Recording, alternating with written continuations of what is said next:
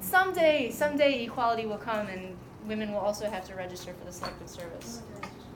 Maybe not. Maybe not. There we go. Or there's that. I think they have to. So in times of war, one of the patterns that we see are restrictions on civil liberties. What do we mean by civil liberties? Free speech, free press, right to privacy. Okay, so in World War I, we see this big time. Wilson was asking Americans to be, prior to the entry into the war, impartial in thought as well as in action. Stay neutral, stay neutral, stay neutral.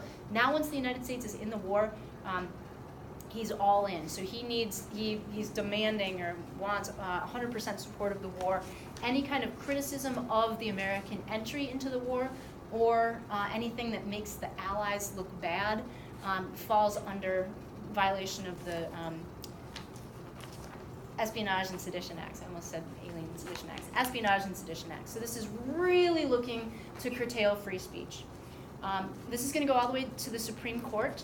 In a couple different instances, the big case that you should know is Schenck versus U.S., and there's a spot on the next side.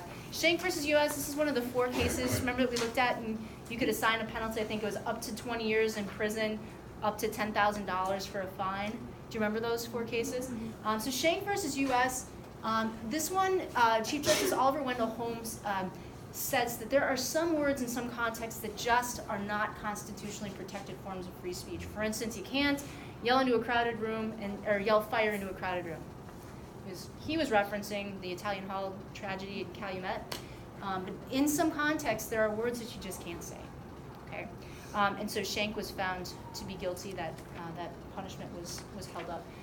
Looking back with hindsight, this definitely looks like an overstep of the First Amendment when we look historically. Similarities with the Alien and Sedition Acts, right?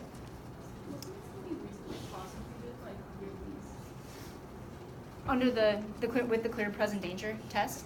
No, wasn't there a recent prosecution? Oh, with the Sedition Act or something like that? I don't know. Possibly, yeah.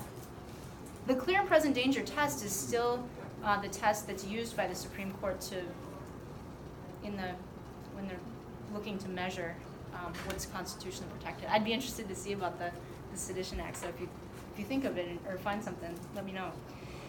Okay, so we've got Wilson in 1918 is going to come up with 14 points. 14 points for peace without victory.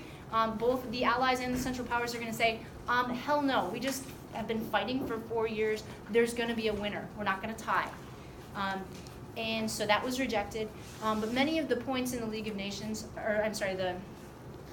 the 14 points are going to be used at Versailles for the negotiations at Versailles.